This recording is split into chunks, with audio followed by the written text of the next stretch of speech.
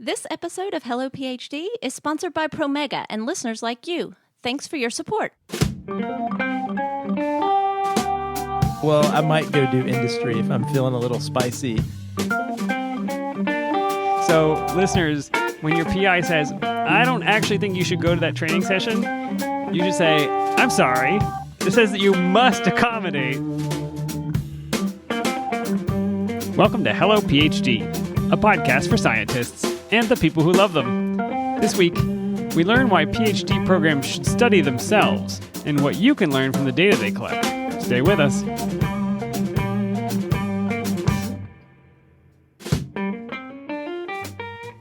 And we're back. This is Hello PhD, episode 153. I'm Joshua Hall. I'm Daniel Arneman. And we'll discuss the human side of science and life in the lab. Hello there, Dan. Josh, what is happening? We're back into the groove. You're in the studio, I'm in a studio, not in the same studio yet, but I feel like that week you were gone threw me off. Well, now we're back in the pandemic groove, at least, where we're on Zoom and doing that. But maybe we are approaching a time when we can record in person in the next few months, maybe. Yeah, I've signed up for vaccines everywhere that is possible to sign up for them. And I'm not yet qualified, but I wanted to be high on the list the moment I am qualified. Well, I was fortunate enough to get my second dose yesterday. I should have been an educator. I know, Dan. Should have been a state employee like me. But, you know, it's not all fun and games. My arm is a little sore. I was slightly inconvenienced when I had to roll over in the night because my arm was tender. Allow me to play the world's smallest violin for you, Josh.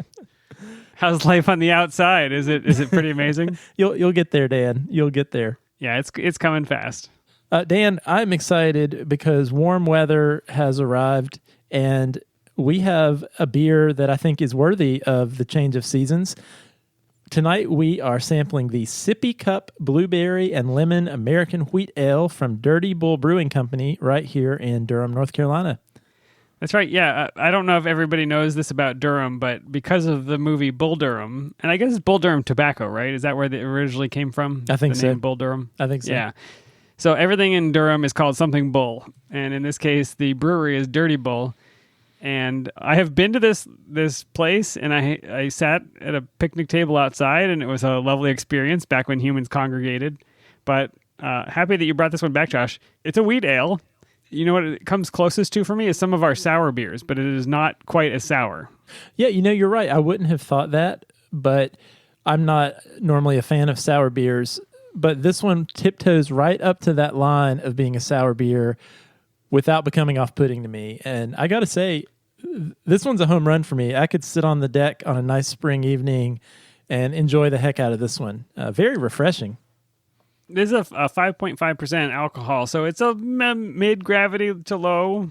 Someday you'll be sitting with friends and enjoying one of these, or you'll mow the lawn and come inside and have one of these.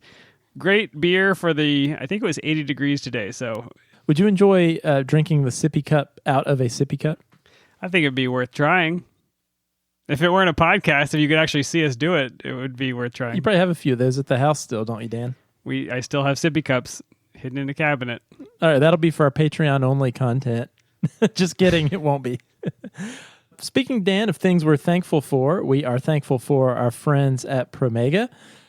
Sometimes when you're in grad school, it seems impossible to take any time for yourself. You're burning the candle at both ends, too many irons in the fire, you're juggling too many metaphors at the same time. Well, the Promega Student Resource Center recently launched a new section focused on helping you balance the demands of research with your overall wellness. A healthy mind and body are crucial for accomplishing your scientific goals, as well as living a full and enriched life. You can visit promega.com/hellophd to learn more. And if you work with human or mouse sequencing data, we want you to know that BioBox Analytics offers end-to-end data analytics for scientists and clinicians working with next-generation sequencing data. Leverage non-code bioinformatic pipelines, generate publication-ready plots at the click of a button, and consolidate insights from popular public databases. Sign up for the waitlist and be the first to gain early access to your free BioBox account at biobox.io. I want to say, Dan, too, I know we read these, but the people at Promega and BioBox, cool people. Yeah, we found some really excellent companies to work with great staff. So we are very thankful for their support. All right, Dan, why don't we get into our topic of the week?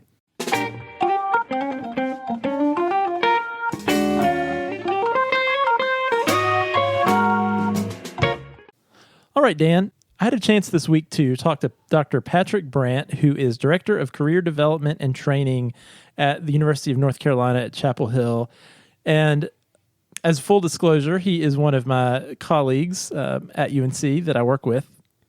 Makes it convenient. Now, you two didn't actually get together for this conversation, did you? We did not. Under normal times, his office is like 3 doors down from mine, but I don't know that I've seen Patrick in person for a few months. Quite a while. Yeah, but I do know that Patrick has done a lot of really cool work, including research on professional and career development of biomedical graduate students, and he's also been really involved in this movement of graduate programs actually collecting data on where their trainees go once they graduate.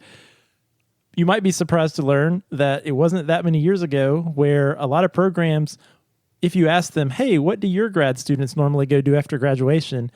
They probably had no idea and couldn't tell you, which is kind of a scary thought if you think about it. If I can't see them, they're all fine. All those graduate students that left here. That's the way I parent too, Josh. If I can't see them, they're fine. Well, the reason we wanted to talk to Patrick for this episode is he recently wrote an essay for Inside Higher Education called PhDs Benefit When Universities Track Metrics and Outcomes. And we will link that article in the show notes. It's really great. It's a quick read, but we wanted to talk to Patrick a little more about why he wrote this essay and why it's beneficial for graduate students to know about it. All right, I'm ready to listen. I'm Patrick Brandt. I'm the Director of Career Development and Outreach at the UNC Chapel Hill in the Office of Graduate Education. I've been in this position for a little over 11 years now. Very cool. So, Patrick, the reason we wanted to talk to you today is you wrote a really cool essay for Inside Higher Ed that just came out recently, where you were talking about, actually the title is PhDs Benefit When Universities Track Metrics and Outcomes. And we are going to talk a little bit about what those specific metrics and outcomes are and why they're beneficial to folks out there who are in graduate school. But before we get into that, we're going to focus a lot on careers today. That's what you think a lot about, and that's what this article is about. But think back, Patrick, I know it's probably been a few years since you were in graduate school. It's been a few years since I was in graduate school too. What do you remember about the career climate when you started grad school? Can you remember what were you thinking and what were your classmates thinking about their careers post-grad school back then? Yeah, I remember. So I started grad school in 2002, and I loved science and just was kind of following this love of science inertia path toward grad school. I hadn't really considered that much what the career options would be. And I just kind of figured, well, the only thing that I really knew was that people who have a PhD work in academia. And so when I started grad school, that was kind of my mindset. I figured I was, there to learn about science and do neat research and follow my passion, and something would work out as far as career. And I just figured that it would be in academia. And honestly, I don't know how many of my peers felt the same way. I think probably many of them did, but there were not very many options for learning about anything other than an academic position at the university where I was studying. And I got a great education, but that was one thing that was missing. Yeah, I can remember, I don't know if you remember this too, but back, I think I was in training around the same time that you were, and the alternate career option was industry. You would think, oh, well, I might go do industry if I'm feeling a little spicy. I might say that I'm going to do that instead of academia, but those were really the options. There wasn't much beyond that. Yeah, I agree, Josh. And just to follow up on that a little bit, I remember realizing that I didn't really want to follow in the same footsteps as my PI, even though he was a great guy. But I remember that he would come in the mornings sometimes and tell us about the dreams he had about the research projects and or the future of the lab. And that really wasn't what appealed to me. I couldn't see myself dreaming about my research. I mean, I loved my research, but I was not sure that I could measure up to that. And so that started getting me thinking whether I wanted to stay in academia, with it being such a high pressure and publish or perish and the need for grants. And so I really didn't know what the options were. I, like you, kind of thought, oh, well, industry is the only other option, but none of us really knew what that meant. Of the peers that I spoke with, in many regards, it was looking like the grass was greener on the other side of the fence. And so industry must have all the benefits that we were seeing the deficiencies of in academia. And so I went on to a postdoc thinking that I was preparing myself for a career in industry, but I still really didn't know what that meant. I had never talked to anybody in industry. I had never done a site visit, and I didn't really have any idea how to prepare for a position in industry either. Yeah, that highlights for me a little bit how stressful that was, because I can really identify with that. And I think a lot of trainees back in our day, I mean, some trainees now, but I think a lot of us came to that realization that we didn't want to do the same things that our advisors did. We didn't want to run a lab at a research institution. But then there was this big unknown, with anything that was not that. And so it almost felt like a risk, right, to even think about pursuing something else because it was such a black box. And I think one thing that's great, and that's what we're going to shift gears and talk about now, is that things have changed quite a bit from the time that you and I were doing our training. And one of the things that you talked about in your article was you mentioned that a tipping point to a certain degree was in 2012 when the National Institutes of Health came out with a biomedical research workforce working group report. Can you tell me a little bit about that working group report that the NIH put out and why that was really important in moving the needle on trainee career and professional development opportunities?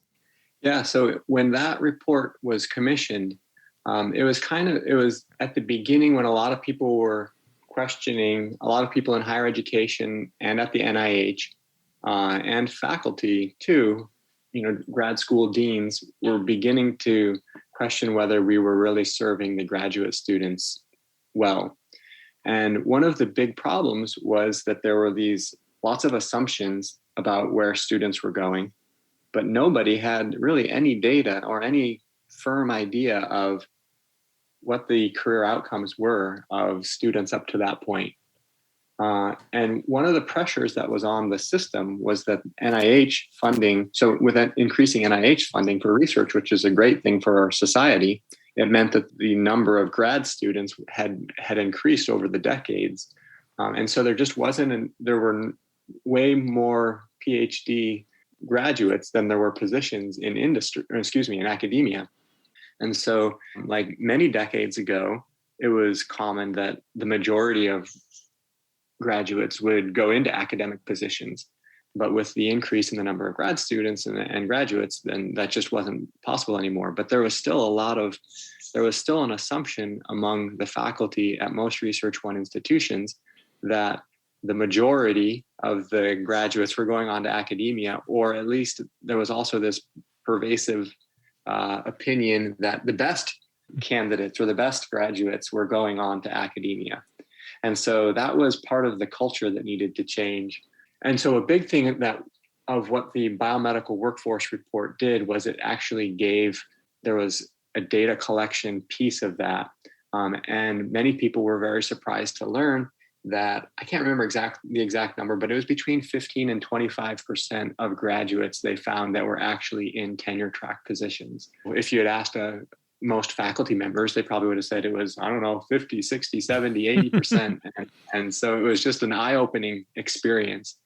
And one of the big conclusions of that report was that graduate programs had an obligation to provide more well-rounded training that would allow graduates to be able to be successful in careers outside of academia, since the vast majority were not going into academia. And so you're saying that really the vast majority, if not all, PhD programs at that time, and we're not talking about the Stone Ages here either. I mean, we're talking about a decade ago, right? That programs really, they didn't know where their alumni were going once they graduated, and maybe they kept up well with the ones who went on and got faculty jobs at peer institutions, but otherwise they didn't have a really clear picture at all of where their grad students were going after they left. That's exactly right. Even as recently as 5 years ago, most institutions, there were a few that were on the vanguard of tracking this, but not many at all. All right, Patrick. So this obviously seems like it's a problem, and certainly as we fast forwarded, and you talk about this in your article, we've made a lot of progress really quickly in remedying some of this uncertainty about where biomedical trainees are going. So you mentioned in your article this coalition of institutions that are working hard to do better themselves, but also advocate for change more broadly. Can you talk a little bit about that? Sure. So that was in 2017, and there were 10 founding institutions in the Coalition for Next Generation Life Sciences. So now there are more than 39 institutions that have signed on to the responsibilities or the commitments that are outlined by the Coalition for Next Generation Life Sciences. And really those relate to reporting in an open way on websites that are publicly available, information about the demographics of the cohort of current students. So that would be the percentage of male and female, the average time to degree by department at those institutions to earning the PhD, completion rates, number of international students, like percentages of international students also. And there are also metrics that are reported by all of the institutions on their postdoc training populations. But so there are both metrics related to the current students, and then a big part, and the part that I focused on in the essay that I wrote for Inside Higher Education, is on the impetus to track and report alumni career outcomes. So let me ask you this, Patrick, so these 39 institutions now, and why are they doing this? Why is reporting, well, we could talk about why is reporting outcomes important. Certainly it's important for the trainees to have information about, when you're deciding on a program, well, where do the alumni from this program actually go? Does it sound like they're going places that I might want to go if I go into this training program? But what's the impetus for these institutions to collect these data and to try to get a better handle on what their trainees are doing? Yeah, I think that there are a few different reasons that institutions do it. One is that they see a moral obligation to, they often speak about truth in advertising. So being truthful to applicants that are applying about what their time investment is going to give them. So that's one reason, just the moral reason, and it's the right thing to do. Another one is the fact that in most professional programs for decades, like med schools, law schools, other terminal degrees, they've been doing this for a long, long time. And for some reason, it never really transferred over to the life science PhD graduate programs. And so there's a bit of catching up to do, and expectation among savvy potential trainees. The third one is that the culture has changed so much in the last 10 years, and from my point of view, that now institutions that offer career development and career exploration programming, and that can point to their alums being in a wide variety of different careers, are actually at an advantage in recruiting new PhD students to their programs. And so I would say that the third reason is incentivize or to draw in some of the best and most savvy applicants to their programs. Yeah, you're absolutely right. And I know that very well, being involved on the admissions side of biomedical graduate training. Applicants these days are very savvy, and a lot of them are coming in looking for programs that offer those opportunities. In addition to being able to do great science in the lab, they want to know, am I going to have opportunities to explore my career at this institution? And that's a real change over the last 10 years, certainly, but you're right, even over the last 5 years. I don't remember as many applicants outwardly looking for that. And it's a really great thing that it exists in enough places that they can ask for that and think to ask for that. So I see that as a real positive. Okay, so one thing that I wanted to talk about that you mentioned in your article is you said a few years back, the federal government, and I'm going to quote from your essay, you said that the federal government officially noted that any student or postdoc funded on any federal research grant must be allowed work time to engage in their career and professional development. No longer could research advisors require lab members paid by research grants to devote 100% of their time to research activities. So just to be clear, this is still true, right? I think we've talked about this on the show before, but I think it's worth repeating here. Yes, it definitely is. It definitely is still true. So this came out, I believe, in 2014, maybe, or 2013, and it's from the Office of Management and Budget, which is over all of the institutions. It's over the NIH, it's over the NSF, it's over the Department of Defense, and so any trainee that's funded on federal dollars is guaranteed time to pursue career and professional development as part of their training. And so it's called the dual role of students and postdoctoral staff. So it refers to both grad students and postdocs. I love that because there's a debate that I feel like comes up from time to time about the role of graduate students and postdocs even, where are they students, are they trainees, or are they employees? And, at its heart, they're trainees. We call them trainees. Graduate students are called students, right? They pay tuition. And framing that experience that a graduate student has in a lab, a training experience can be thought about fundamentally in a different way than being just an employee. There are different things that come along with that. And this sounds to me like the federal government in the United States taking a stand and saying, yeah, there is more that we need to allow these trainees to do. We need to recognize they are trainees, and there's more to it than having them just go in and fulfill the obligations of this research grant.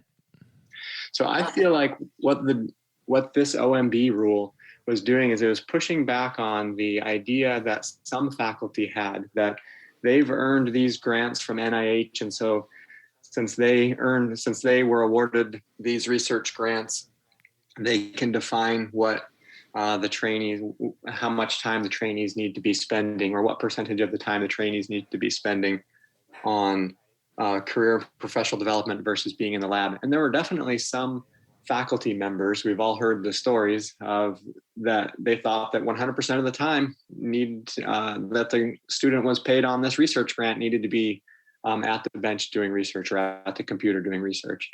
And what this does is it pushes back on that idea, and it says that no, NIH is funding these trainees, and therefore they are going to carve out time for career and professional development.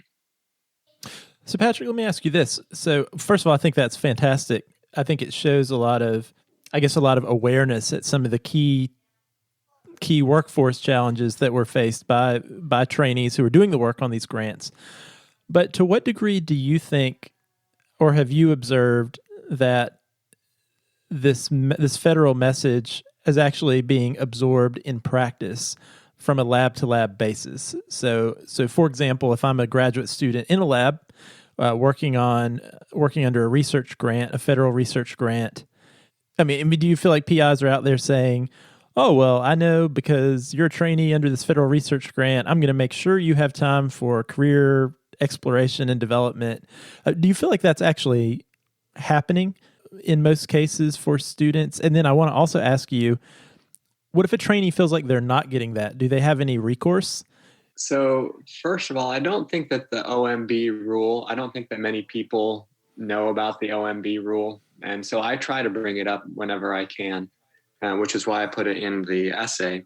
But I also think that what's more effective is the culture change that can be traced back to the NIH and the policy changes that they've made to things like T32 programs, and even more broadly, R01s, where there was a mandate that anybody who's funded on an R01 needs to have an individual development plan.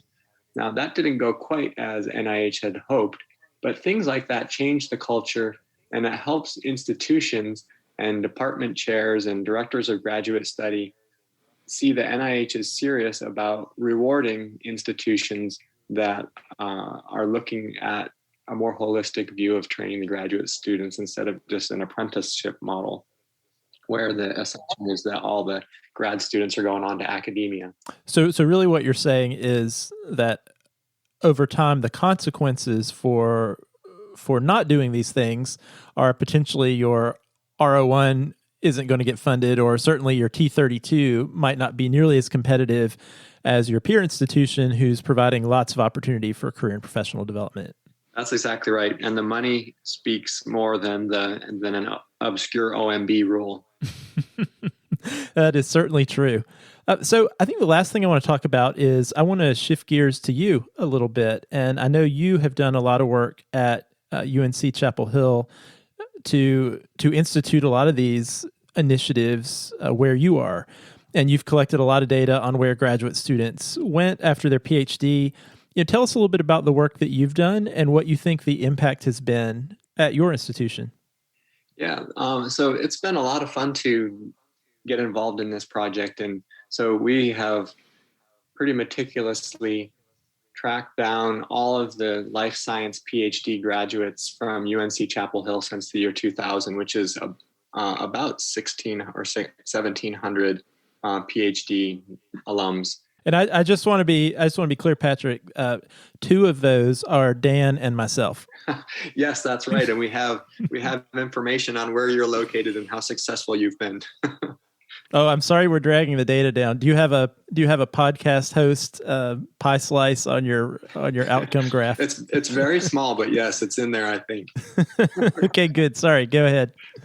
So there's a website where we have an interactive dashboard where any student or current student or applicant or faculty member can go and look at exactly what the breakdown is for where our alums have ended up. And it's broken down into 3 different tiers. So there's a job function tier, which has very granular information about the day-to-day functions. There's about, maybe 20 or so bins for that job function. But then there's a career sector and a job type higher level distinction.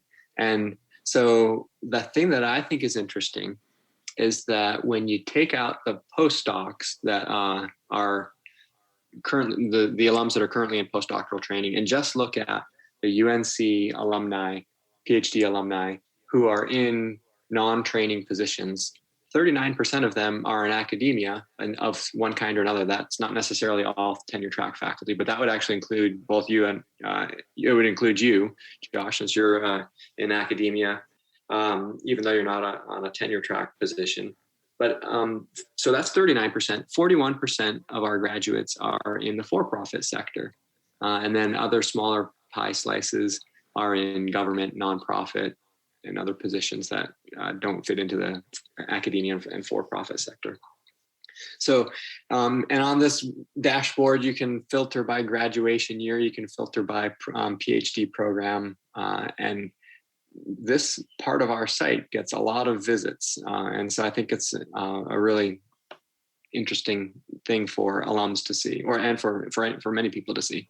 Yeah, it's really cool. I imagine it can be really helpful for faculty and others at the institution to utilize that data. That data is really powerful when applying for things like training grants.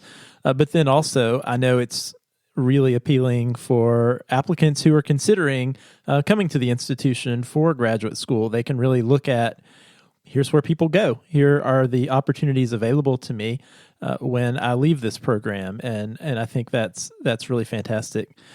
So Patrick, this is all really cool.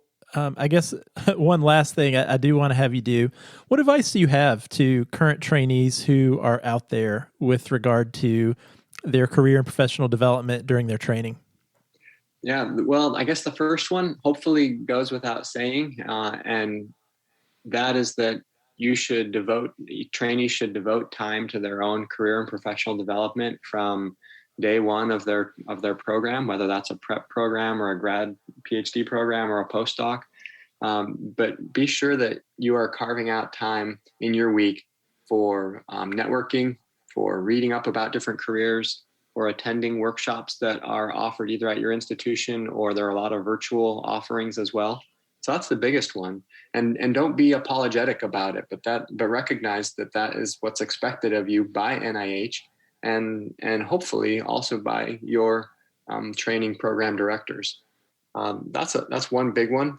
The other one that I would say is to look for the schools that have these dashboards and look through that information, and then take advantage of the connections that have been made as a result of this initiative. So LinkedIn is a huge benefit. So I would also encourage all trainees to have a LinkedIn account, whether you're planning to stay in academia where LinkedIn is not quite as widely used, or whether you're planning to go on to a career outside of academia. But LinkedIn can be really is a great tool for reaching out and for doing informational interviews and for career exploration, as well as for finding a job when you get to that point. Yeah, that's great, Patrick. And I want to make sure I mention, we will post a link to your Inside Higher Ed article in our show notes. And it is a great resource. One, I recommend everyone go read it. But also, there's a lot of great links in there to the Coalition for Next Generation Life Sciences, which will get you to a lot of those dashboards you're talking about, Patrick. And also, you posted some really helpful links for career exploration targeted at graduate students. So we'll make sure we post a link to that in the show notes. But thank you so much for taking time to talk to us. This is really cool work. It's really important work. And I appreciate you taking the time to share it with us today. Well, thanks, Josh. It's been fun. All right, Dan, that was my interview with Patrick Brandt. Well, thank you for doing it. I don't think I appreciated Josh. We went to grad school in that weird in-between period. So 30 or 40 years ago and prior, everybody became a faculty member or drifted off. I just want to be clear. Wait, Dan, the way you said that made it sound like it was 30 or 40 years ago when we went to graduate school. No, I'm saying up until I'm about to approach the period where we went to school. Hold on, hold your horses. 30 or 40 years ago, everybody went on to a faculty position, or a lot of people did, or that was the expectation. And now I feel like there's a strong recognition that you're going to go into a wide variety of types of careers, into policy, into writing, into teaching, into whatever. But when we were in school in that kind of middle period, we wanted to go do those other things, or we wanted to think about them. And it was just, nobody knew about it. Nobody could teach us about it. There weren't great training programs to help us get there. And so I'm so interested in knowing the kind of data that Patrick has collected, shining a light into this period of transition about where we are now and what careers look like with a PhD. So one thing that came to mind, Dan, when you said that, is think about our first year graduate school class. If you can imagine those people who entered with us, I think there were like 20 of us or so. I mean, we haven't kept up with all of them, but off the top of your head, you can kind of scan through what they're doing now. I mean, very few, if any of them, are faculty at large research institutions. A handful. They're doing a handful, but they're doing all sorts of different things. I think the difference is we weren't necessarily told about any of those other things, and it was a much more stressful journey getting there, which involved even maybe feeling out of place or lesser than, or like you were taking a risk. I mean, again, it was very much those careers that people were legitimately seeking up after graduation were alternative careers. They were seen as the alternative to what you really would be your primary focus, and that is becoming a faculty member. But I think a big difference now is we actually know what students are doing. Josh, do we have access to the data? I know that you said for UNC it's accessible online, but how about the other universities? I'd be interested in knowing, in general, do some universities create more faculty? Do some universities create more writers? How do I find out about that? That coalition for next generation life science that Patrick mentioned, those institutions, their goal is not only to collect these data, but to share them publicly. So I believe part of being in the coalition itself is that institutions are agreeing not only to collect this data about their trainees, but that they will publish this data and make it accessible on a publicly available website. And one reason that's great, and one of the an impetus for doing that is to have more clarity and transparency when it comes to the next generation of grad students who might be looking at those programs. That almost there's this imperative, if we're bringing these students into our training programs, we should be able to give them actual information about where those training programs might lead them. So if you go to the website nglscoalition.org and you click on the menu, one of the menu items right there is data.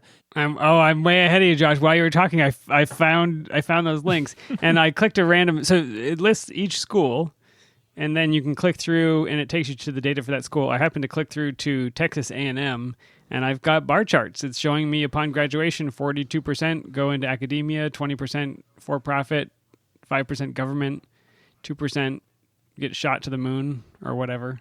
But anyway, the data is right there. So I will put a link to that in the show notes so people can look at various schools, maybe one you're attending, maybe one you thought about attending or would like to.